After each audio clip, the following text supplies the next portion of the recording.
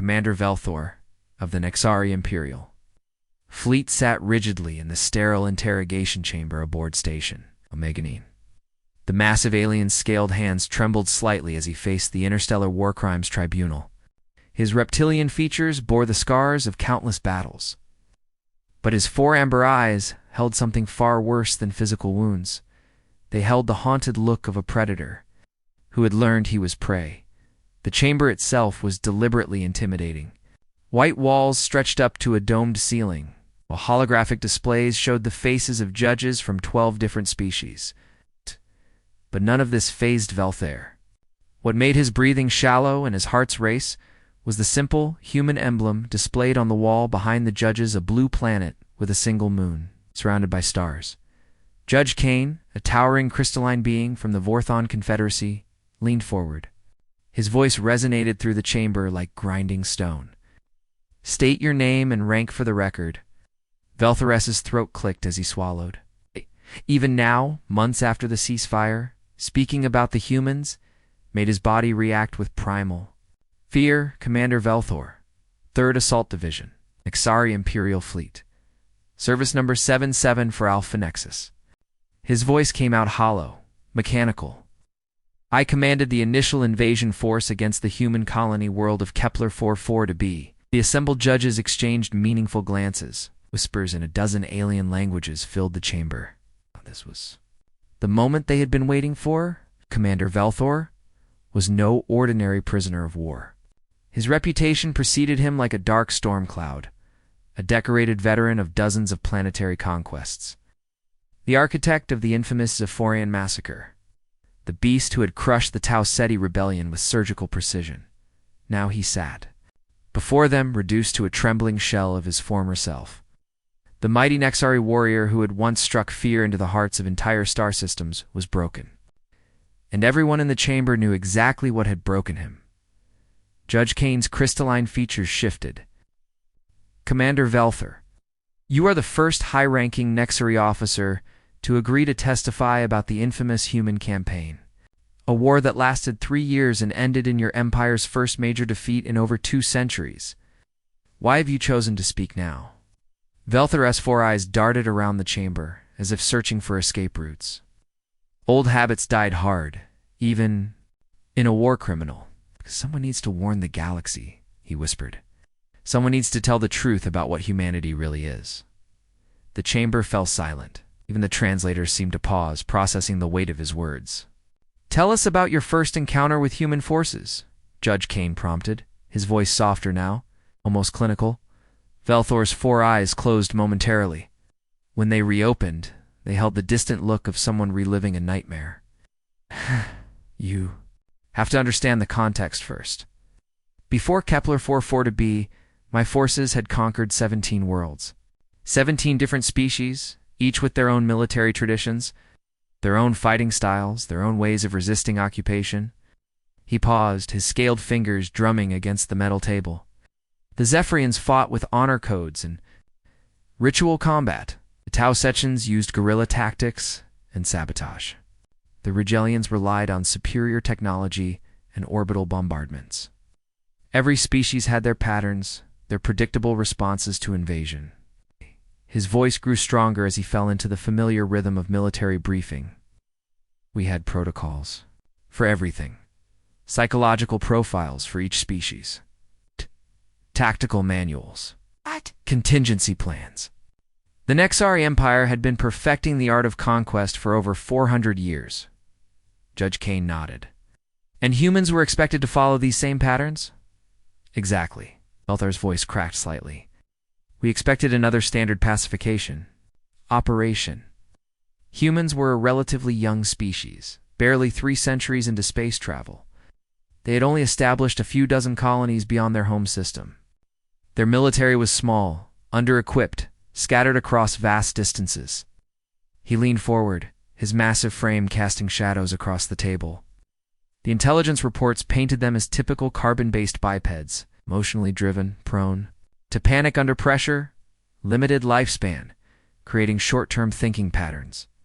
Nothing we hadn't seen before but humans. Velthor's voice trailed off. His breathing became labored, The chamber's environmental systems automatically adjusted to accommodate his distress. Humans don't fight like any species we've encountered. They don't just resist occupation, they evolved during the conflict itself. The alien commander's hands clenched into fists. Every other species we've conquered followed predictable patterns. They would fight desperately at first, then gradually lose hope as casualties mounted. Eventually, they would negotiate surrender terms or fragment into isolated resistance cells that we could hunt down systematically. His four eyes fixed on Judge Kane with an intensity that made the crystalline being's form flicker.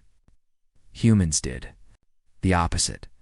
They got stronger as the war progressed. More dangerous, more unpredictable.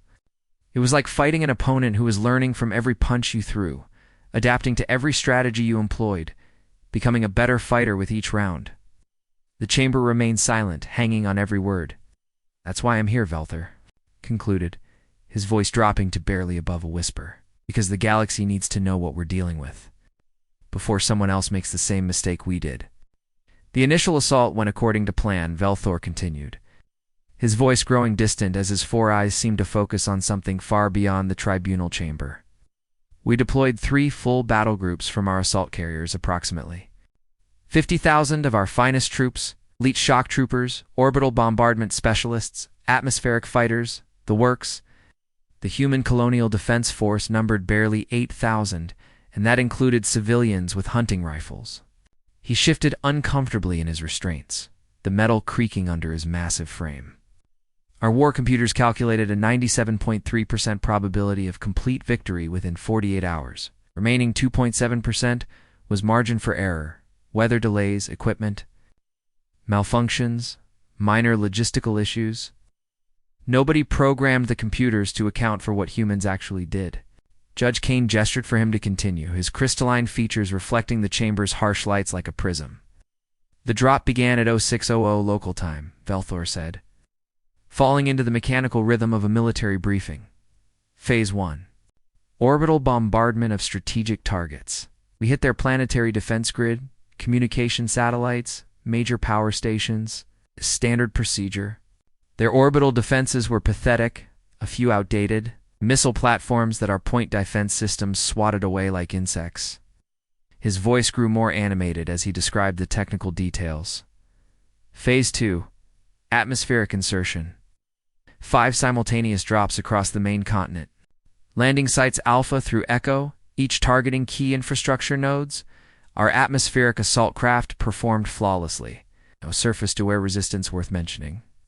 By 0800, we had boots on the ground at all 5 locations." Hands moved as he spoke, sketching invisible battle maps in the air. "Landing Site Alpha, the primary spaceport. A massive complex that handled all off-world trade and passenger traffic. We seized it within 30 minutes. The human security forces barely put up a fight before retreating into the surrounding city.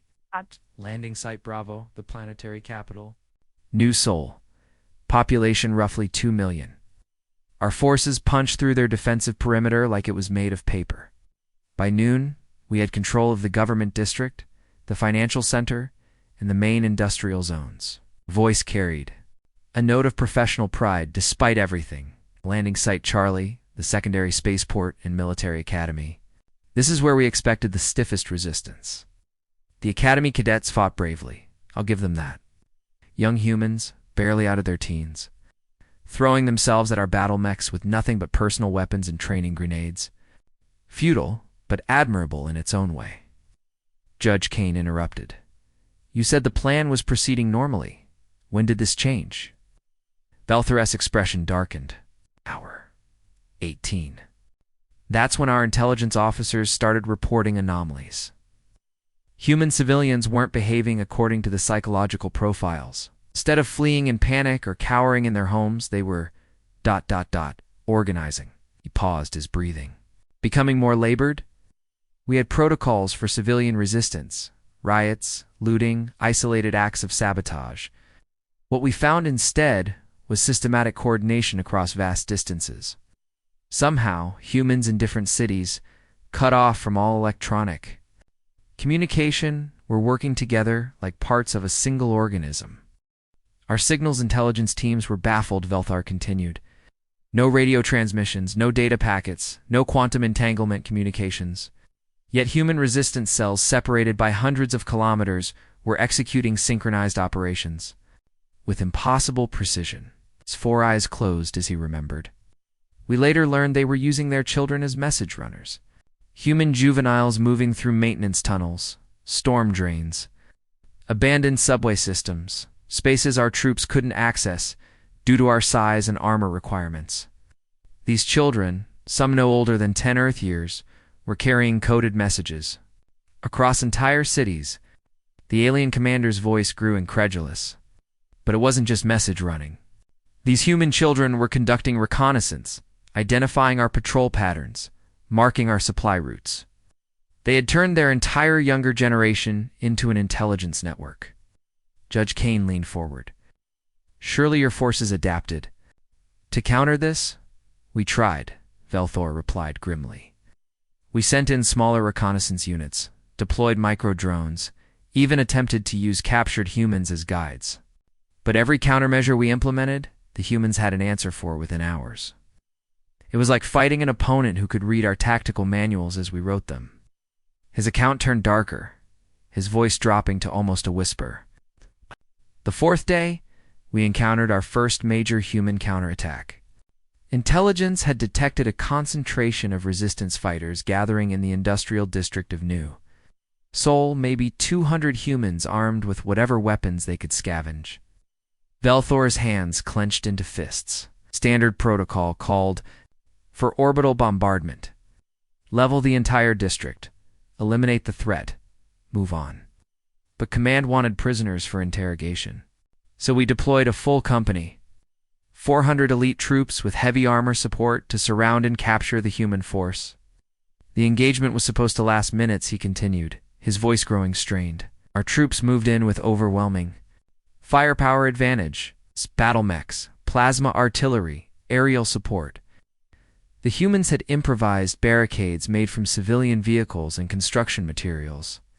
He looked directly at Judge Kane. It should have been annihilated in the first 60 seconds. Instead, something extraordinary happened. The human force, led by someone they called Lieutenant Park, didn't just resist our assault, they turned it against us. Velthar stood abruptly, pacing within his restraints. These humans had studied our tactics during 3 days of occupation. They knew exactly how our forces would approach, where we would position our heavy weapons, how our command structure would coordinate the attack. Lieutenant Park's people didn't fight like desperate civilians. They fought like they had been, planning this specific engagement for months. His voice cracked with remembered disbelief. In 17 minutes, they disabled our primary communications array, destroyed to-battle mechs with improvised explosives, and vanished into the cities. Underground infrastructure, before our reinforcements, could respond. We lost 47 troops. The humans lost maybe a dozen. The chamber fell silent as Velthar returned to his seat, visibly shaken by his own recollection. That's when I realized we weren't fighting soldiers, he concluded, his voice barely. Above a whisper, we were fighting an entire species that had somehow weaponized desperation itself. And Lieutenant Park's raid was just the beginning. By the 2nd week, everything changed, Velthar recounted. Scales darkening from their usual green to a deep, troubled gray, a physical manifestation of remembered trauma that his species couldn't control. The humans began using our own weapons against us. But this wasn't simple battlefield scavenging like we'd seen on other worlds. They were modifying our equipment, improving it in ways that shouldn't have been possible. Leaned forward, his 4 eyes focusing intently on Judge Kane. You have to understand, Nexari plasma technology took our engineers 3 centuries to perfect. Our rifles are precision instruments, calibrated to specific energy frequencies. Built with materials that require specialized manufacturing facilities, a primitive species shouldn't even be able to operate them without extensive training. Velthor's voice grew more agitated as he continued. On day 9, Patrol Unit 7 encountered human fighters in the ruins of the industrial district. Standard engagement protocols, our troops took cover and began laying down suppressing fire. But when the humans returned fire, something was wrong. The plasma bolts were coming faster, hitting harder, and with accuracy that matched our best. Marksman, his massive hands gestured helplessly. At first we thought the humans had somehow recruited trained mercenaries from other systems. But when we recovered the weapons after the firefight, we found they were our own rifles, captured during previous engagements, but completely rebuilt. The power cells had been rewired, the focusing crystals realigned, even the targeting systems enhanced with components that looked like they came from civilian electronics. Judge Kane interrupted. How is such modification possible without proper facilities? That's exactly what our technical teams wanted to know, Velthar replied grimly. We launched investigation after investigation. Our intelligence officers infiltrated human safe houses, captured resistance fighters for interrogation, even analyzed the modified weapons with our most advanced scanning equipment. He paused, his breathing becoming more labored. What we discovered defied everything we knew about technological development. These humans were working in abandoned basements, using tools salvaged from repair shops and construction sites. Had no access to our technical manuals, no understanding of our scientific principles. Yet somehow, they were improving weapons that represented the pinnacle of our military engineering. Velthar stood and began pacing within his restraints, his massive frame casting moving shadows across the chamber walls. Begun reverse engineering our technology in makeshift workshops. They would take apart our equipment piece by piece, study how each component functioned, then rebuild it with their own improvements. His voice grew more frantic as he described the escalating situation. There was one human in particular that became legendary among our troops. They called him Engineer Kim. We never captured him, never even got a clear visual identification. But we found his work everywhere.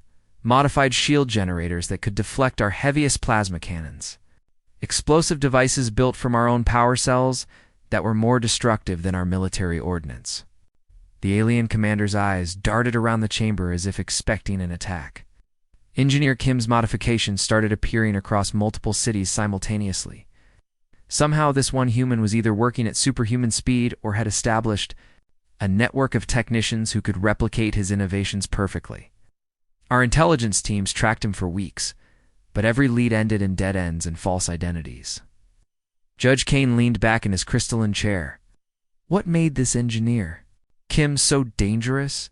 He didn't just copy our technology, Velthar replied, his voice dropping to almost a whisper.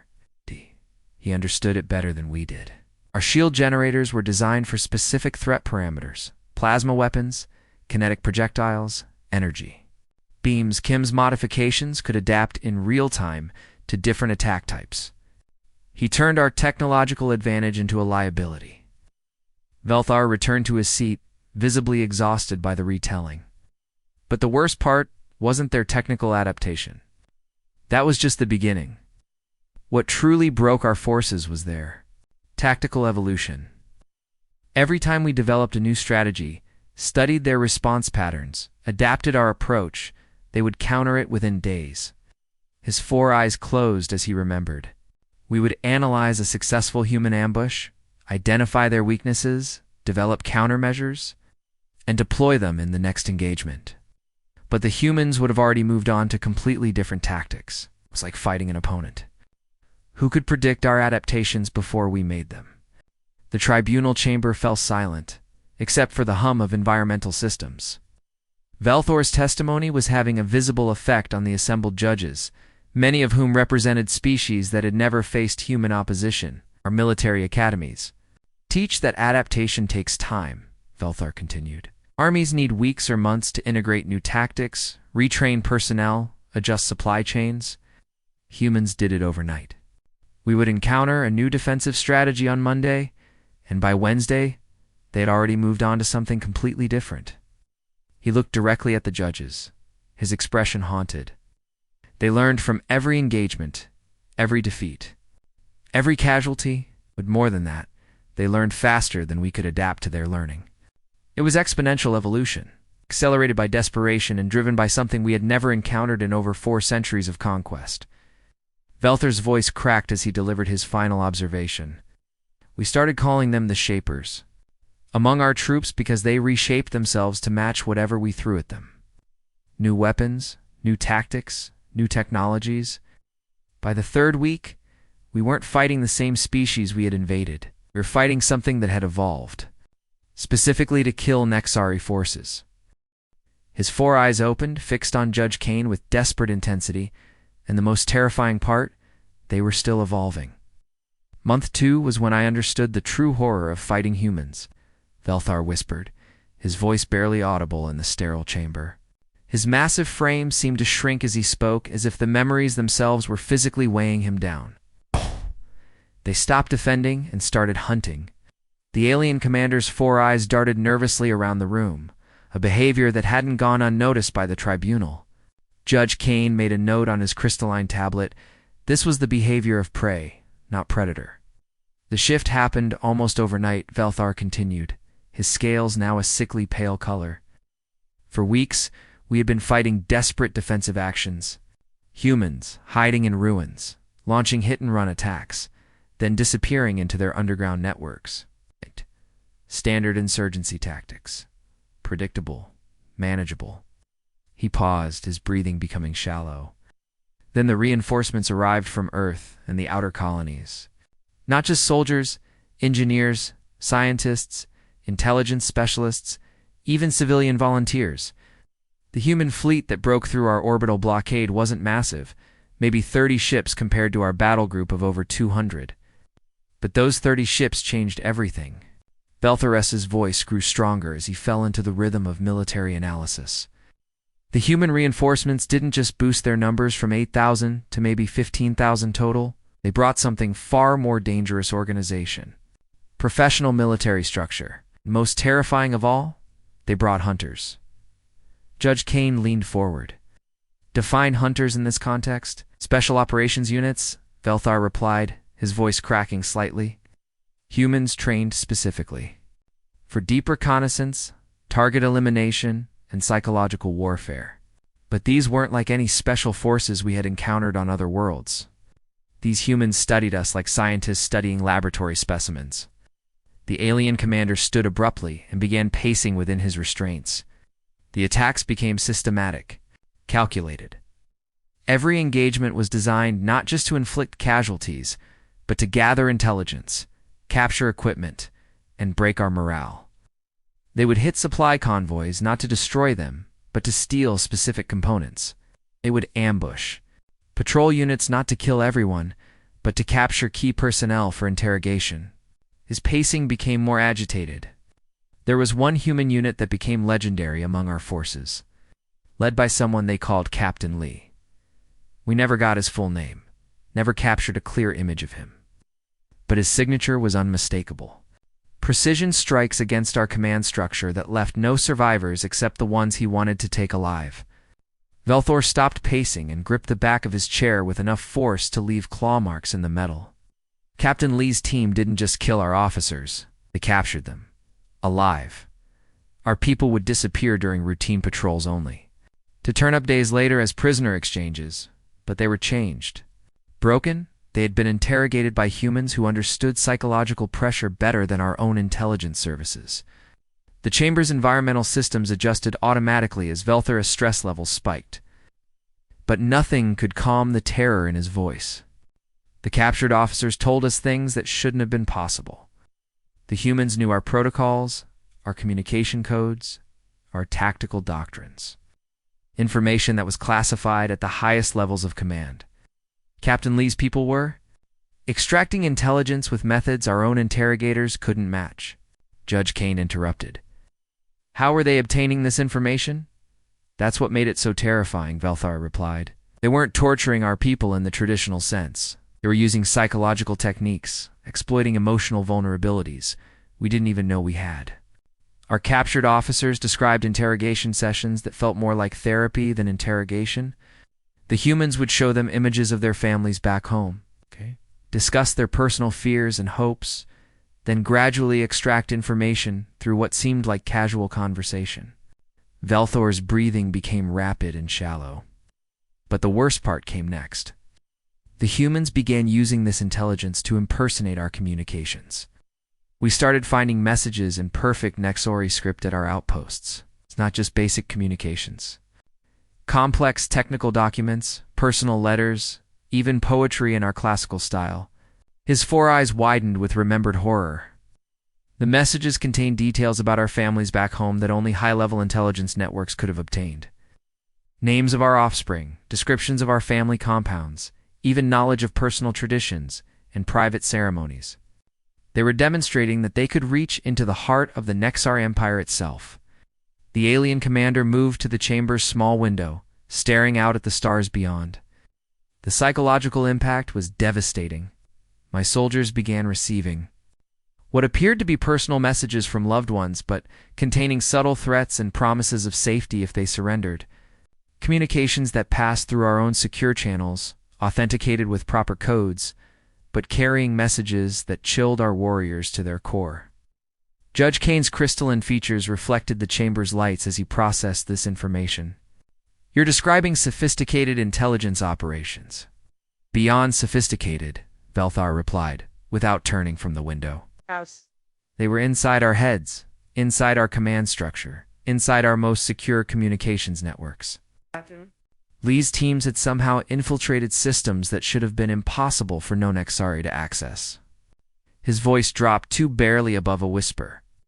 "By month 3, my troops were afraid to sleep, not because they feared direct attack that we could handle. We were afraid of the silence. Humans move like shadows when they hunt. No footsteps, no energy signatures, no heat blooms on our sensors. The only way you knew they were there was when your sentries started disappearing." Belthor turned back to face the tribunal, his expression haunted. "We would post guards in pairs, then groups of 4, then entire squads. It didn't matter. Come morning, we would find empty guard posts with no signs of struggle. No bodies, no weapons, no indication of what had happened. Just empty posts and the growing certainty that somewhere in the darkness, humans were watching us." His voice grew more frantic. "The disappearances followed patterns that our intelligence analysts couldn't crack. Sometimes they would take the most experienced veterans, sometimes the youngest recruits, sometimes officers, sometimes enlisted personnel. There was no logic to it that we could understand." The alien commander returned to his seat, visibly exhausted. "We later learned that Captain Lee's teams were conducting detailed psychological profiles of our forces. They were selecting targets not randomly, but based on specific criteria designed to maximize fear and uncertainty. Every disappearance was calculated to create maximum psychological impact on the remaining troops." Velthor's 4 eyes closed as he delivered his final observation. "By the end of month 3, we weren't an occupying army anymore. We were prey. Animals, huddled in our fortified positions, jumping at every shadow, afraid to venture out, except in overwhelming force. The hunters had become the hunted, and the humans were just getting started." "The war ended on day 127, Velthor said, returning to his seat with visible effort. His massive frame seemed to have aged decades during the course of his testimony, scales dulled and movements sluggish. "Not because we defeated the humans, but because they achieved their objective." The tribunal waited in tense silence as the alien commander gathered himself for his final testimony. Judge Kane noticed that Velthor's 4 eyes were no longer darting around the chamber seeking escape routes. Instead, they held the resigned look of someone who had finally accepted an inevitable truth. "You have to understand," Velthor began, his voice steadier than it had been throughout the entire session. "By day 120, our situation on Kepler 440b had become completely untenable. We controlled maybe 30% of the main continent, and even that was generous. Our supply lines were constantly under attack. Our communications were compromised. My forces were suffering from what our military psychologists called hypervigilance syndrome. They couldn't sleep, couldn't eat, couldn't function as combat-effective units." He paused, staring at his clawed hands. "High Command was preparing evacuation protocols, the first time in Nexori Imperial history that we would be forced to abandon a conquest. But before those orders could be transmitted, something extraordinary happened." Velthor's voice grew more animated as he described the final phase of the conflict. "On day 125, all hostile activity ceased. Completely, no more ambushes, no more sabotage operations, no more psychological warfare. The humans simply stopped fighting." Judge Kane leaned forward, stopped fighting. Why? That's exactly what we wanted to know, Velthair replied grimly. Our intelligence teams were baffled. After months of relentless guerrilla warfare, the sudden silence was more terrifying than the attacks had been. We suspected a trap, some kind of massive, coordinated assault being prepared. Our forces remained in defensive positions, sensors scanning continuously for signs of human activity, but the planet seemed almost deserted. No movement, no communications intercepts, no energy signatures from their underground bases. Velthar stood again, but this time his movement was deliberate rather than agitated. Then, on day 127, at exactly 0800 Standard Galactic Time, every Nexari ship in the galaxy received the same message simultaneously. And I mean every ship. Battle cruisers in the home system, scouts on the frontier, cargo vessels in neutral, space, even diplomatic couriers in allied territories. His 4 eyes fixed on Judge Kane with an intensity that made the crystalline being's form flicker. The message came through our most secure communication channels. Channels that required quantum-encrypted keys that were changed daily and distributed only to command-level personnel. Channels that no non-Exari had ever accessed in the 400-year history of our empire. The chamber's atmosphere seemed to grow heavy as Velthar continued. The message was simple, delivered in perfect High Nexari, not the simplified trade language, but the formal diplomatic script used only in our most important communications. It said, "We know where you live. We know how you fight. Leave human space and never return, or we will come to you." Judge Kane's crystalline features shifted, reflecting his shock. How is such widespread communication? Penetration possible? That's exactly what our intelligence services demanded to know, Velthor replied. The message was signed by someone calling themselves Admiral Cho. We had never heard this name before. No Admiral Cho appeared in any of our intelligence files about human military structure. As far as we knew, this person didn't exist. Velthor began pacing again, but his movements were now purposeful rather than panicked. But attached to this message were complete technical schematics for our newest Dreadnought class, ships that were supposedly classified beyond human reach. Not just basic specifications, but detailed engineering blueprints, manufacturing processes, even design flaws that our own engineers had identified but not yet corrected. His voice grew incredulous as he described the scope of the intelligence breach. These ships existed only as prototypes in our most secure shipyards. The technical data was restricted to perhaps 50 individuals across the entire empire, all of whom had undergone extensive loyalty testing. Yet somehow, humans had obtained information that revealed they understood our military capabilities better than most of our own admirals. The alien commander stopped pacing and faced the tribunal. Directly. That's when High Command realized the truth. The humans hadn't been fighting a desperate defensive war on Kaplarifor for 2B. They had been conducting the largest intelligence operation in galactic history while simultaneously developing military capabilities that potentially exceeded our own. Velthor's voice grew hollow as he continued. The 3-year campaign wasn't about defending one colony world. It was about learning everything there was to know about the Nexari Empire. Every engagement, every captured weapon, every interrogated prisoner, it was all part of a comprehensive intelligence-gathering operation designed to map our entire military structure. He returned to his seat, the weight of revelation clearly exhausting him. Admiral Cho's message wasn't a bluff or a desperate gambit. It was a demonstration of capability. The humans were showing us that they could reach into the heart of our empire whenever they chose. They could access our most secure communications, obtain our most classified information, and coordinate operations across impossible distances. Judge Kane's voice was barely above a whisper. What was High Command's response? Immediate and complete withdrawal from all human territories? Velthar replied without hesitation. It's not just from Kepler 4 to B, but from all contested systems. Along the human frontier, the message had been received by every ship commander simultaneously, and they all understood the implications. The alien warrior stood for his final statement, his massive frame casting long shadows across the chamber. The nightmare of battling humanity isn't their weapons, or their tactics, or their refusal to surrender. Those things we could eventually overcome with sufficient force and time. His 4 eyes swept across the assembled judges, taking in representatives from dozens of species throughout the galaxy. The true nightmare is knowing that somewhere out there, they're still learning, still adapting, still preparing. A single colonial defense operation into a comprehensive study of our entire civilization. Belthera's voice grew stronger as he delivered his conclusion.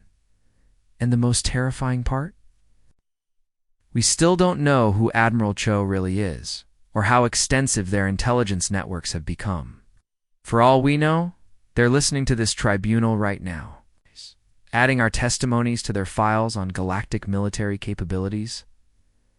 The chamber fell completely silent as the alien commander delivered his final words. We thought we were apex predators in this galaxy. We had conquered 17 different species, crushed dozens of rebellions, built an empire that spanned hundreds of star systems. But humans taught us a fundamental truth about the universe. There's always something higher on the food chain. That's the point. And sometimes, it's the species you underestimate that ends up hunting you. Velthor's massive frame seemed to sag as he concluded, "That's why I'm here, testifying before this tribunal. Not as a war criminal seeking redemption, but as a warning to every species in this galaxy. Humanity isn't just another spacefaring civilization. There's something entirely different. If you're wise, you'll remember that before you make the same mistake we did." The alien warrior's final words echoed in the silent chamber as he sat down heavily, his testimony complete. Judge Kane made final notes on his crystalline tablet, but everyone in the room understood that they had just heard something that would change how the galaxy viewed humanity forever. Outside the chamber's windows, stars continued their ancient dance across the void, indifferent to the fears and revelations of the species that moved between them. But for those who had heard Commander Velthor's testimony, the darkness between those stars would never seem quite as empty again. The end.